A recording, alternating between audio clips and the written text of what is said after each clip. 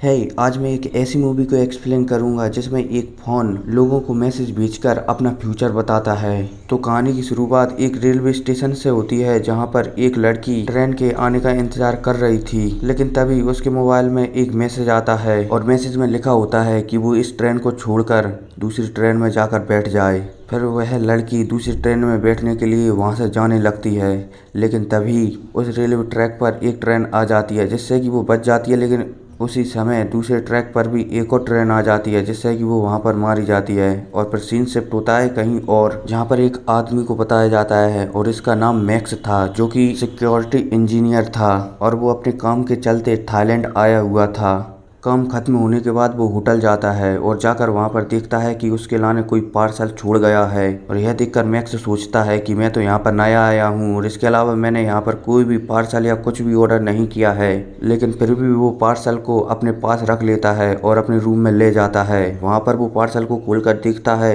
तो उसमें एक फ़ोन रखा हुआ था जो कि बहुत ही ज़्यादा एडवांस कंपनी का था। और फिर क्या बहुत सोचा विचारी करने के बाद मैक्स वो फ़ोन फाइनली अपने पास रख लेता है। लेकिन कुछ समय बाद उसे एक मैसेज आता है कि कल इस होटल में एक खास किस्म का डिस्काउंट दिया जाएगा और उस मैसेज को पढ़ते ही मैक्स अपनी फ्लाइट को कैंसिल कर देता है और एक दिन और थाईलैंड में रुकने का प्लान बनाने लगता है।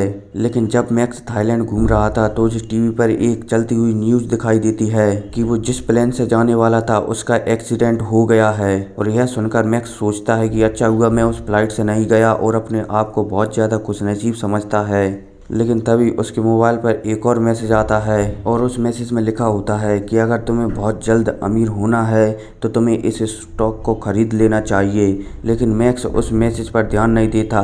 लेकिन वो जब अगले दिन जाने की तैयारी कर रहा होता है तभी उसे टीवी पर एक न्यूज़ चलती हुई दिखाई देती है जहां पर उसी स्टॉक का प्राइस काफ़ी ज़्यादा बढ़ गई थी। अब वो सोचता है कि इस फोन के कारण मेरी जान बच गई थी और जब उसने उस स्टॉक के बारे में बताया तो उसकी भी प्राइस बढ़ गई थी, तो शायद ये फ़ोन हमें हमारा कल का फ्यूचर बता सकता है। और इतने में ही उसे दोबारा से मैसेज आता है और उस मैसेज में लिखा होता है कि तुम्हें अब दूसरे शहर चला जाना चाहिए। और फिर क्या मैक्स फ्लाइट से दूसरे शहर चला जाता है, लेकिन शहर जाने से पहले उसे एक टैक्सी ड्राइवर मिलता है जो कि उसे कम पैसों में उसी जगह पर छोड़ने के लिए कहता है जिस जगह को फोन ने बताया था। और जब मैक्स रास्ते में जा रहा था तो वो टैक्सी ड्राइवर मैक्स से कहता है कि मैं एक साइंटिस्ट हूँ जो कि नई नई चीजों को बनाता हूँ। और इतने में उस टैक्सी ड्राइवर की नज़र मैक्स के फोन पर पड़ती है और वो कहता है कि आपका फोन बहुत ज्यादा एडवांस है। इस पर टैक्सी ड्राइवर उसे एक कार्ड देता है और कहता है कि जब भी तुम्हें कोई चीज बनवाना हो तो तुम मुझे फोन कर सकते हो। और फिर इसके बाद मैक्स उसी जगह पर पहुंच जाता है जिस जगह का नाम फोन ने बताया था और वह एक कसिनो होता है। इसके बाद ही मैक्स को एक और संदेश आता है और उसे बताया जाता है कि तुम्हें इस टेबल पर जाकर खेलना है। तो मैक्स वहां पर पहुंच जाता है, लेकिन पहुंचते ही उसे पता चलता है कि वहां पर और कोई खेल रहा है। तो मैक्स उसे कुछ पैसे देता है ताकि वो उस जगह पर बैठकर खेल सके। और फाइनली सब बातचीत होने के बाद वो आदमी मान जाता है और उससे पैसे ले लेता है और वहां से चला जाता है।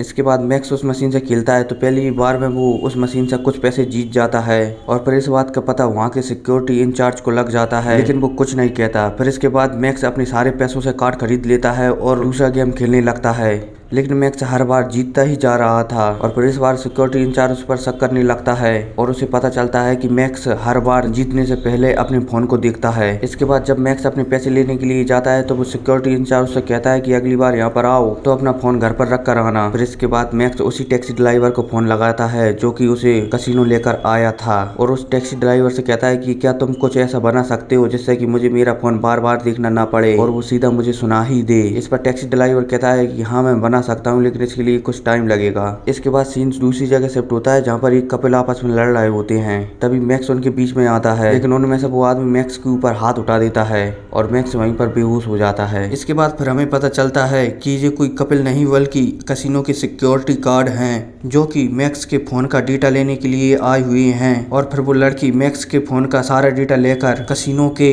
सिक्योरिटी लीडर के पास भेज देती है।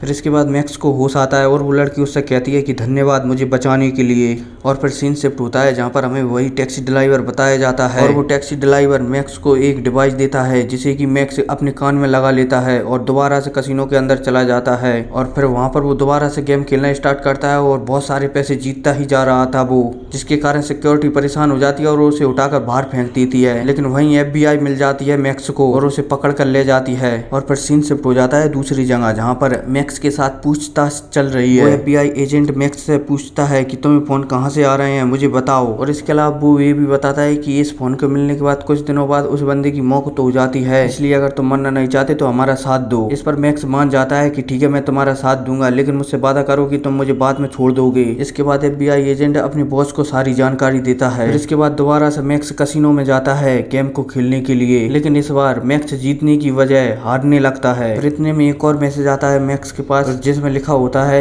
कि मुझे पता है कि तुम मुझे हैक करने की कोशिश कर रहे हो। लेकिन इतने में उस FBI एजेंट के बॉस को पता चल जाता है कि इसके पीछे किसका हाथ है, और फिर वो वहाँ के सभी बंदों को कहता है कि तुम यहाँ से बाहर जाओ। और फिर इसके बाद FBI एजेंट का बॉस किसी को फोन लगाता है और उससे कहता है कि इसके पीछे सुपर कंप्यूटर का हाथ है, और कहता है कि हमें शायद अब इस प्रोजेक्ट को बंद कर देना चाहिए। अब सीन शिफ्ट होता है मैक्स की ओर, जहाँ पर मैक्स उसी लड़की के साथ होता है जिस लड़की को मैक्स ने बचाया था। लेकिन जब वो लड़की खिड़की के पास आकर देखती है तो उसे दिखता है कि कुछ लोग उन पर गोली चलाने वाले हैं। और फिर क्या, वो लड़की मैक्स को बचा लेती है और साथ ही साथ उन सब बॉडीगार्ड को भी मार देती है जो कि मैक्स को मारने के लिए आए हुए थे। और ये बॉडीगार्ड और किसी ने नहीं बल्कि FBI के उसी एजेंट के बॉस ने भेजे हुए थे, क्योंकि उसे पता चल गया था कि मैक्स सुपर कंप्यूटर के बारे में जान सकता है। इसलिए वो मैक्स को खत्म करने के लिए FBI एजेंट के बॉडीगार्ड को भेज देता है। और फिर मैक्स टैक्सी ड्राइवर के घर पहुंचता है और उससे कहता है कि तुम्हें उस मैसेज भेजने वाले का पता लगाना होगा। इस पर टैक्सी ड्राइवर कहता है हाँ मैं ऐसा कर सकता हूँ, लेकिन इसमें कुछ घंटे लगेंगे। इस पर मैक्स कहता है ठीक है। और फाइनली कुछ घंटों बाद उस टैक्सी ड्राइवर को पता लग जाता है कि ये मैसेज कहाँ से आ रहे हैं, और वो कहता है कि मैक्स ये मैसेज एक सुपर कंप्यूटर भेज रहा है जो कि बहुत ही ज्यादा एडवांस है। इस पर मैक्स को कुछ समझ नहीं आता कि ऐसा कैसे हो सकता है, कोई कंप्यूटर किसी को भविष्य कैसे बता सकता है। इस पर वो टैक्सी ड्राइवर कहता है कि ये बहुत ही ज्यादा एडवांस कंप्यूटर है, ये कुछ भी कर सकता है, यहाँ तक कि ये इंटरनेट से जुड़ी हर चीज को कंट्रोल कर सकता है जो कि हम भी नहीं कर सकते। टैक्सी ड्राइवर मैक्स को ये सब बता ही रहा था, इतने वहाँ पर कुछ बंदे आ जाते हैं और वह देखकर वहाँ से मैक्स भाग जाता है और उसी के साथ साथ FBI एजेंट भी उसके पीछे लग जाते हैं। रास्ते में मैक्स को एक मैसेज आता है जिसमें बताया जाता है कि तुम्हें वहीं जाना है जहाँ से तुमने उस मशीन को ठीक किया था। इसके अलावा मैक्स को एक FBI ऑफिसर मिलता है